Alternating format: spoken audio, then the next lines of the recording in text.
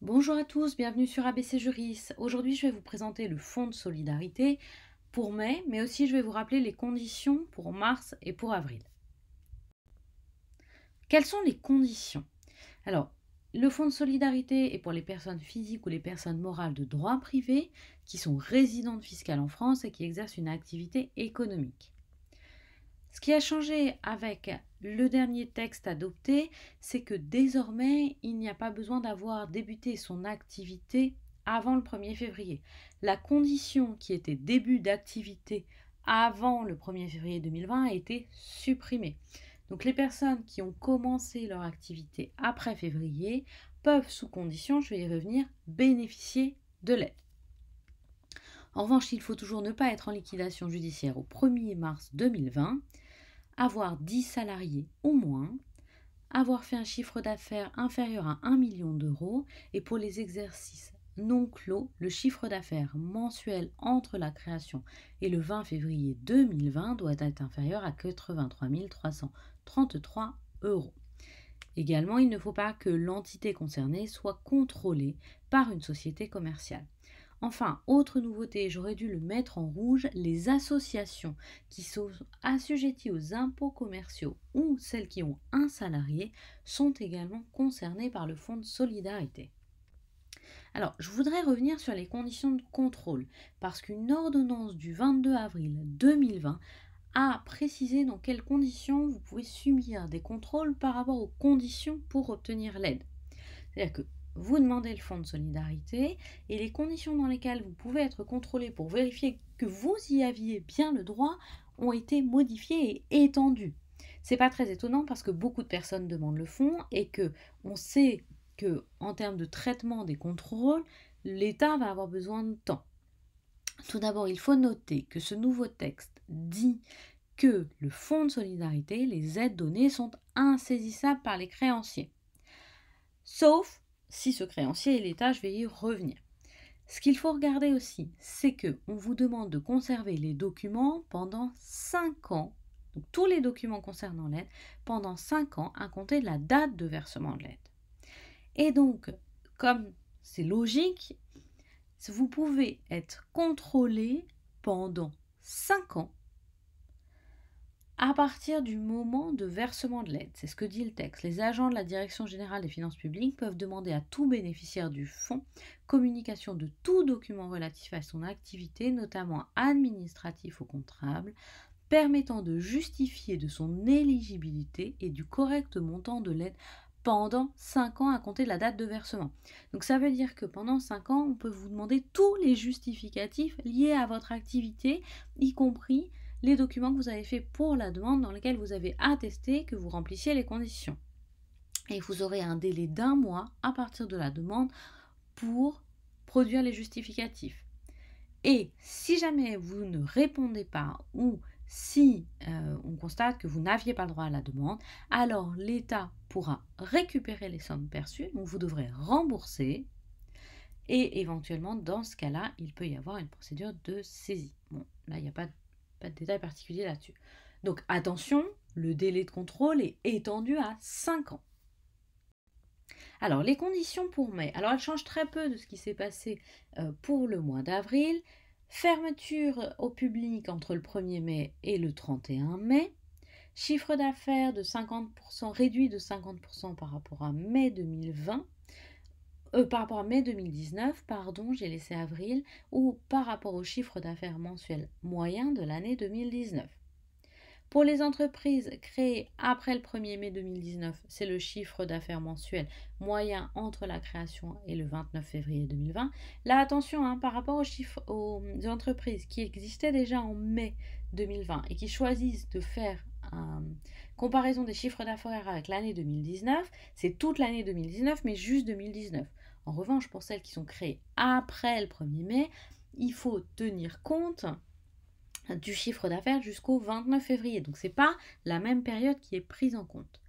Nouveauté, j'aurais dû mettre en rouge aussi, les entreprises créées après le 1er février 2020. C'est le chiffre d'affaires de février qui est ramené sur un mois. Le bénéfice imposable de ces sociétés doit être, et les sommes versées aux dirigeants pour l'activité, pour les entreprises en nom propre, doit être inférieur à 60 000 €.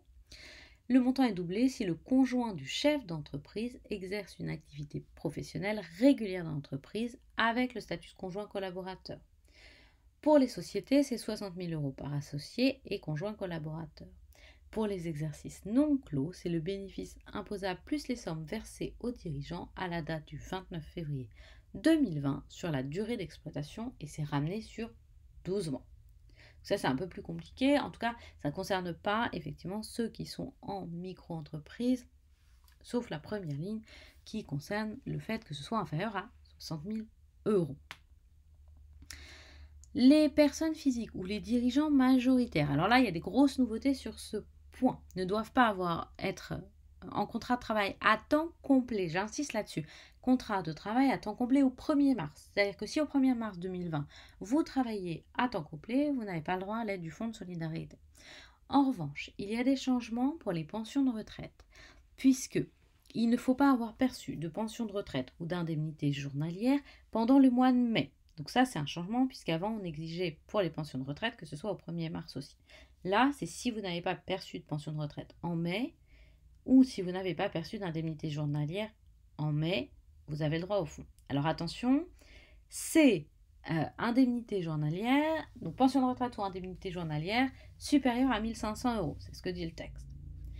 S'il y a des sociétés multiples, on cumule tous les seuils pour l'ensemble des sociétés. Et également, il est possible désormais de demander le fonds lorsqu'on a commencé l'activité avant le 1er mars 2020. Alors, donc ça veut dire que après le 1er mars, pour l'instant, ce n'est pas à l'ordre du jour. Alors, les pertes de chiffre d'affaires doit être... Donc, qu'est-ce qu'on va toucher comme montant? C'est ça la question. Si la perte de chiffre d'affaires est inférieure ou égale, est supérieure ou égale, si la perte de chiffre d'affaires est supérieure ou égale à 1 500 €, vous toucherez un montant forfaitaire de 1 500 €. Si la perte de chiffre d'affaires est inférieure à 1 500 €, vous toucherez un montant qui correspond à cette perte. Alors attention, c'est là où il y a un gros changement. Pour les personnes qui ont touché une pension de retraite ou des indemnités journalières en mai 2020, n'oubliez pas, le montant est augmenté à 1 500 €. Dans ce cas-là, le montant du fonds est réduit puisque vous ne touchez que la différence entre votre perte ou 1 500 € et ce montant. Donc on déduit le montant des pensions ou des indemnités journalières qui sont perçues pour le mois de mai. Donc ça, c'est une nouveauté. Attention, donc pour mai, on déduit le montant des pensions ou des indemnités journalières. Donc la perte de chiffre d'affaires entre le 1er mai 2020 et le 10 mai 2020 peut être calculée soit en prenant le chiffre d'affaires du mai 2019, soit en prenant, c'est pas le 10 mai, pardon, c'est le 31 mai, soit en prenant le chiffre d'affaires de la même période, donc mai 2019, soit en prenant le chiffre d'affaires moyen sur l'année 2019. Pour les créations après le 1er mai 2019 et jusqu'au 31 janvier 2020, on prend le chiffre d'affaires moyen depuis la création de l'entreprise jusqu'au 29 février 2020. Si on a créé après le 1er février 2020, on prend le chiffre d'affaires de février qui est ramené sur un mois. Donc, le gros changement, ce sont pour les personnes qui ont des pensions de retraite ou des indemnités journalières. La procédure reste la même, elle est par voie dématérialisée, c'est jusqu'au 30 juin 2020. Les documents sont les mêmes, une déclaration sur l'honneur, une déclaration qui indique l'application au nom du règlement 651-2014, une estimation du montant des pertes, ça c'est fondamental puisque c'est à partir de là que vous aurez le montant qui va vous être versé, le montant des pensions et des indemnités journalières qui sont perçues puisqu'elles sont cette fois déduites pour mai 2020 et les coordonnées bancaires de l'entreprise.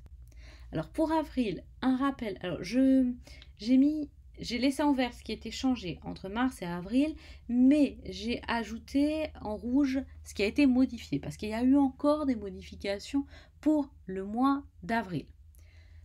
Donc pour le mois d'avril, les conditions sont sensiblement similaires à ce qu'on trouve pour mai. Donc, interdiction d'accueil du public entre le 1er avril et le 30 avril, perte de chiffre d'affaires de 50%, soit par rapport à avril 2019, soit par rapport au chiffre moyen 2019. Pour les entreprises qui avaient été créées après le 1er avril 2019, c'est le chiffre d'affaires mensuel moyen entre la création et le 29 février.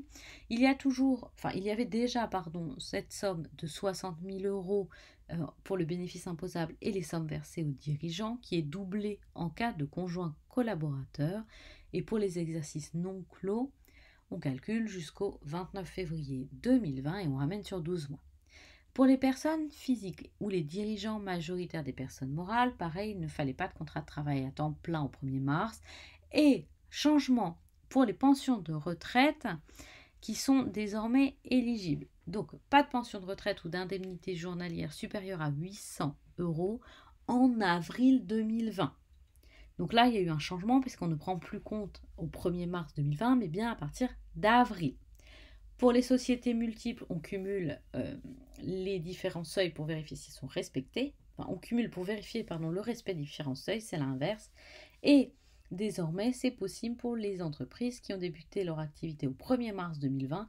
Donc ça ouvre notamment aux sociétés et aux entreprises qui étaient ouvertes en février 2020, qui ont ouvert en février 2020. Donc pour avril, c'était déjà le cas d'une perte de chiffre d'affaires supérieure ou égale à 1 500 euros. C'est un montant forfaitaire de 1 500 euros. Pour les chiffres d'affaires dont la perte est inférieure, c'est le montant de la perte, soit en tenant compte du chiffre d'affaires d'avril 2020 comparé à avril 2019, soit en comparant le chiffre d'affaires d'avril 2020 avec la même période de l'année, avec le chiffre d'affaires mensuel moyen de 2019. Pour les créations entre le 1er avril 2019 et le 31 janvier 2020, on calcule le chiffre d'affaires mensuel moyen entre la création et le 29 février 2020. Pour la création après le 1er février 2020, on calcule le chiffre d'affaires de février qui est ramené sur un mois. La procédure, donc, elle est jusqu'au 31 mai, donc vous avez encore quelques jours pour la faire si vous ne l'avez pas faite. Elle est étendue jusqu'au 15 juin, attention, notamment pour les associations, parce qu'avant, les associations ne pouvaient pas en bénéficier. Désormais, je vous l'ai dit au départ, les associations peuvent en bénéficier à condition d'être soumis à l'impôt sur les sociétés ou d'avoir un salarié. Donc c'est étendu au 15 juin, soit pour les associations, les artistes auteurs, les associés de groupements agricoles et pour les entreprises qui sont situées dans certains lieux, Saint-Barthélemy, Saint-Martin, Saint-Pierre-et-Miquelon, Wallis et Futuna, la Polynésie française et la Nouvelle-Calédonie. Les documents à donner sont une déclaration sur l'honneur du fait de remplir les conditions, l'absence de dette fiscale au 31 décembre 2019, la déclaration pour les entreprises en difficulté en application du règlement européen 651-2014, une estimation du montant de la perte et les coordonnées bancaires de l'entreprise. Alors, pour le mois de mars, attention, là cette fois-ci la date est dépassée, c'était le 30 avril 2020. Alors, pour le mois de mars, sachez qu'il y a eu une extension pour les entreprises qui avaient débuté leur activité avant le 1er février 2020. Donc ça avait été étendu en cours de route. Je ne reviens pas sur les conditions, elles sont à peu près les mêmes. Je vous laisse la diapositive quelques minutes, mais le mois de mars, c'est déjà terminé. On ne peut plus faire la demande. Je vous les rappelle pour que vous ayez les documents en cas de contrôle. Donc pareil, interdiction d'accueil du public au mois de mars 2020, perte de 50% de chiffre d'affaires mars 2020 par rapport à mars 2019. N'oubliez pas, pour mars, c'était comparaison entre les 2 mois. Il n'y avait pas de chiffre d'affaires mensuel moyen sur l'année 2019. Pour les entreprises créées après, en revanche, on tenait compte du chiffre d'affaires mensuel moyen entre la création et le 29 février 2020. Également, donc pour les personnes, il y avait un régime particulier pour les personnes qui étaient en congé maladie en mars 2019. Il y avait cette limite de 60 000 euros pour l'activité, le bénéfice imposable et les sommes versées aux dirigeants. Pour les personnes physiques, il n'y avait pas de contrat de travail à temps plein ou de pension de retraite au 1er mars 2020, donc ça a changé depuis, et pas d'indemnité journalière supérieure à 800 euros en mars 2020. Pour les sociétés, s'il y avait plusieurs sociétés, il fallait vérifier le respect des seuils en cumulant les montants des différentes sociétés. Et évidemment, donc ça, je viens de vous le dire, hein, pour les débuts d'activité, c'était possible pour les activités avant le 1er février 2020. Donc, c'était le même principe, un chiffre d'affaires supérieur ou égal, perte de chiffre d'affaires supérieur ou égal à 1 500 euros. Donc, dans ce cas-là, c'est un forfait, le chiffre d'affaires, la perte est inférieure à 1 500 euros, c'est le montant de la perte. Donc le calcul se faisait par rapport à entre mars 2020 et mars 2019, sauf création en cours d'année, ou congé maladie, accident de travail, ou maternité, où il y avait la possibilité de prendre le chiffre d'affaires mensuel moyen. La procédure était déjà la même, hein, elle était par voie dématérialisée, c'était possible jusqu'au 30 avril 2020. Alors là, j'insiste un petit peu parce que il y a quand même des changements. Pour mars, il y a une extension des délais de la procédure pour les entreprises qui sont à Saint-Barthélemy, Saint-Martin, Saint-Pierre-et-Miquelon, Wallis et Futuna et la Polynésie française et la Nouvelle-Calédonie jusqu'au 31 mai 2020. Donc vous avez encore quelques jours.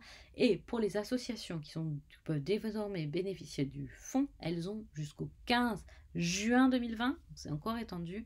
Et c'est le cas également pour les artistes-auteurs, les associés de groupements agricoles d'exploitation en commun.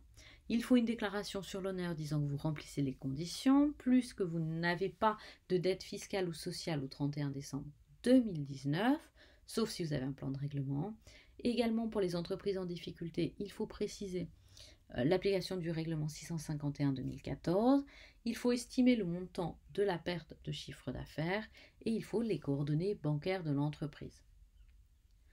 Enfin, quelques précisions sur l'aide complémentaire.